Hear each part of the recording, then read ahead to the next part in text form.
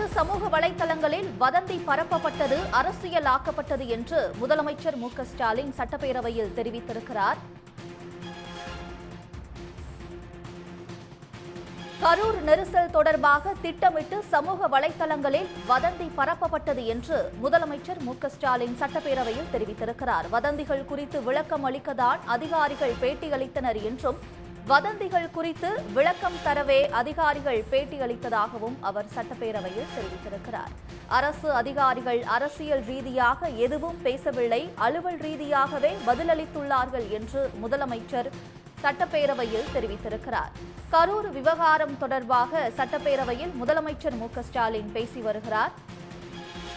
இதுகுறித்த கூடுதல் விவரங்களை தருகிறார் செய்தியாளர் குணசேகரன். குணசேகரன், விவரம். கடந்த மாதம் கரூரில் தமிழக வெற்றி கழகத்தின் கூட்டத்தில் 41 பேர் உயிரிழந்திருந்தார்கள். அந்த கூட்ட நெரிசலில் உயிரிழந்த அந்த 41 பேர் குறித்தான விவாதம் எதிர்க்கட்சி தலைவர் எடப்பாடி பழனிசாமியின் பேரவையில் இன்றைய தினம் விவாதித்திருந்தார். இதற்கு பதிலளித்து பேசியிருக்கக்கூடிய முதலமைச்சர் மற்றும் அமைச்சர்கள் தொடர்ந்து இந்த சட்டப்பேரவையில் இது குறித்தான கரூர் சம்பவம் குறித்து காரசார விவாதம் தற்பொழுது தொடர்ந்து நடைபெற்று வருகிறது. அதுவும் குறிப்பாக இந்த 4 பேர் எப்படி உயிரிழந்தார்கள், அது மட்டுமல்லாமல் அந்த 41 பேரின் 39 பேரினுடைய உடல்கள் இரவு 1 மணிக்குள்ளாகவே பிரேத பரிசோதனை செய்வதற்கு என்ன அவசியம் ஏற்பட்டிருக்கிறது, அது மட்டுமல்லாமல் அதிகாரிகள் மற்றும் முதலமைச்சர் உடனடியாக சென்று அங்கு நேரில் பார்த்தது குறித்தும் எடப்பாடி பழனிசாமி தொடர்ந்து சட்டப்பேரவையில் கேள்விகளும் விமர்சனங்களையும் முன்வைத்திருந்தார். இதற்கு பதிலளித்த மருத்துவத்துறை அமைச்சர் மா சுப்பிரமணியன், இந்த கரூர் சம்பவம் நடந்த உடனடியாக சுற்றுப்பகுதியில் இருக்கக்கூடிய புதுக்கோட்டை, திருச்சி, சேலம், அதே போன்று ஈரோடு, நாமக்கல் உள்ளிட்ட மாவட்டங்களிலிருந்து மருத்துவர்களும் மருத்துவ பணியாளர்களும் உடனடியாக கரூர் மருத்துவமனைக்கு வரவழைக்கப்பட்டார்கள். இந்த சம்பவம் முதலமைச்சரினுடைய வழிகாட்டுதல் படி அமைக்கப்பட்டது. அது மட்டுமல்லாமல் முதலமைச்சர் உடனடியாக அமைச்சர்களை நேரில் சென்று அங்கு பாதிக்கப்பட்டவர்களுக்கு எந்த விதமான அசம்பாவிதமும் நடக்கக்கூடாது என்பதற்காக கண்காணிப்பதற்காக உடனடியாக அமைச்சர்களையும் முதலமைச்சர் அனுப்பி வைத்திருந்தார். அது மட்டுமல்லாமல் முதலமைச்சரும் அன்று இரவாகவே கரூருக்கு புறப்பட்டு சென்று பாதிக்கப்பட்டவர்களை மருத்துவமனையில் நேரடியாக சென்று ஆறுதலும் குறிப்பிட்டிருந்தார். அதனைத் தொடர்ந்து நிவாரணமும் அவர்களுக்கு அன்றைய தினமே அறிவிக்கப்பட்டிருந்தது. அது மட்டுமல்லாமல் இரவு 1 மணிக்கு பிரேத பரிசோதனை செய்வதற்கான அந்த என்ன அவசியம் என்று எதிர்க்கட்சி தலைவர் எடப்பாடி பழனிசாமி கேட்டதற்கும் மருத்துவத்துறை அமைச்சர் 38 பேரை 8 மணி நேரத்திற்குள்ளாக பிரேத பரிசோதனை செய்யப்பட்டது என்பது தவறான தகவலை எடப்பாடி பழனிசாமி குறிப்பிடுவதாகவும், 14 மணி நேரம் என்பது இந்த பிரேத பரிசோதனை செய்வதற்கான முழு நேரமாக இருந்திருக்கிறது. இதனை முழுவதுமாக வீடியோ பதிவும் செய்யப்பட்டிருக்கிறது. உச்சநீதிமன்றத்தில் இது குறித்து விளக்கம் கேட்டால் உரிய விளக்கம் தருவதற்கு இந்த வீடியோ பதிவும் சமர்ப்பிப்பதற்கு தயார் நிலையில் மருத்துவத்துறை இருப்பதாகவும் மா சுப்பிரமணியன் தெரிவித்திருக்கிறார். அது மட்டுமல்லாமல் கடந்த இந்த கரூர் சம்பவத்திற்கு மொத்தமாக 1474 மருத்துவர்கள் மற்றும் மருத்துவ பணியாளர்கள் இந்த பிரேத பரிசோதனை மற்றும் மருத்துவர்கள் காயமடைந்தவர்களுக்கு சிகிச்சை அளிப்பதற்காகவும் அங்கு மாவட்டங்களிலிருந்தும் கரூர் மருத்துவமனையிலிருந்தும் கரூர் சுற்றி இருக்கக்கூடிய பகுதிகளிலிருந்தும் மருத்துவர்களும் மருத்துவ பணியாளர்களும் உடனடியாக அரசு துறை செயலரினுடைய வழிகாட்டுதல் படியும் முதலமைச்சரினுடைய வழிகாட்டுதல் படியும் வரவழைக்கப்பட்டிருந்தார்கள் எனவும் குறிப்பிடப்பட்டிருக்கிறது. அது மட்டுமல்லாமல் பிரேத பரிசோதனை என்பது 3 மேசைகளில் உடற்கூறு ஆய்வு நடைபெற்றதாகவும் மருத்துவத்துறை அமைச்சர் குறிப்பிட்டிருக்கிறார். அது மட்டுமல்லாமல் முதலமைச்சர் பேசும் பொழுது இதில் எந்தவித அரசியல் உள்நோக்கமும் ஏற்படக்கூடாது எனவும், அதற்காக முதலமைச்சராக தனது கடமையை ஆற்றுவதற்காக அன்று இரவே தான் கரூருக்கு சென்று அங்கு உயிரிழந்தவர்களையும் பாதிக்கப்பட்டவர்களுடைய குடும்பங்களையும் சந்தித்து ஆறுதல் கூறியதாகவும் முதலமைச்சர் குறிப்பிட்டிருக்கிறார். அது மட்டுமல்லாமல் இந்த கரூர் சம்பவத்திற்கு 22 உடற்கூறு ஆய்வு மருத்துவர்கள் வெளி மாவட்டங்களிலிருந்தும் கரூரில் இருக்கக்கூடிய 3 மருத்துவர்கள் என 25 மருத்துவர்கள்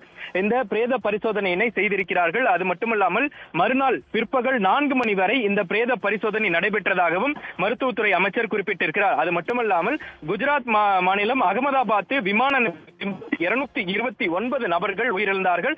அந்த 229 பேரினுடைய உடல்களும் கருகி உடற்பாகங்கள் தனித்தியாக சிதறி கிடந்திருந்தது. அந்த பாகங்களையும் சேகரித்து அதன் பிறகு 12 மணி நேரத்தில் 229 பேரினுடைய உடல்களும் உடற்கூறு ஆய்வு செய்து குடும்பத்தினரிடம் ஒப்படைக்கப்பட்ட ஒரு செய்தியும் இருக்கிறது. இதன் காரணமாக 41 பேரினுடைய உடல் என்பது 14 மணி நேரத்தில் தான் உடற்கூறு ஆய்வு மேற்கொண்டதாகவும் புள்ளி விவரமாக மருத்துவத்துறை அமைச்சர் இந்த எதிர்க்கட்சி தலைவர் குற்றச்சாட்டிற்கு விளக்கமான ஒரு பதிவினையும் செய்திருக்கிறார். அது மட்டுமல்லாமல் எதிர்க்கட்சி தலைவர் உட்கட்சி நோக்கமாக எந்த விதமான கருத்துக்களையும் தெரிவிக்க கூடாது எனவும் முதலமைச்சரும் அமைச்சர்களும் தொடர்ந்து தெரிவித்திருக்கக்கூடிய ஒரு நிலையில் விஜய் என்ற நடிகரின் கூட்டத்திற்கு இரண்டுகளுக்கு முன்பாகத்தான் எடப்பாடி பழனிசாமியினுடைய கூட்டமும் நடைபெற்றிருந்தது. அப்போது தாவேகாவினுடைய கூட்டத்தை விட அதிகமாக நபர் அந்த எடப்பாடி பழனிசாமியினுடைய கூட்டத்திற்கு வந்திருந்தார்கள். ஆனால் எடப்பாடி பழனிசாமி பிரச்சாரத்தின் பொழுது பொதுமக்களை நேரடியாக சந்தித்தும் பேருந்தின் மீது ஏறியும் கையசைத்துக் கொண்டே பொதுமக்களை சந்தித்துக் கொண்டேதான் பிரச்சாரத்தினை மேற்கொண்டிருந்தார். இதன் காரணமாக எடப்பாடி பழனிசாமி என்ன பேசுகிறார் என்பதை அறிவதற்காகத்தான் அங்கு இருக்கக்கூடிய கூட்டத்தில் இருந்த மக்கள் காத்திருந்தார்கள். ஆனால் விஜயினுடைய பிரச்சாரத்தின் பொழுது அது போன்ற ஒரு சம்பவம் நடைபெறவில்லை.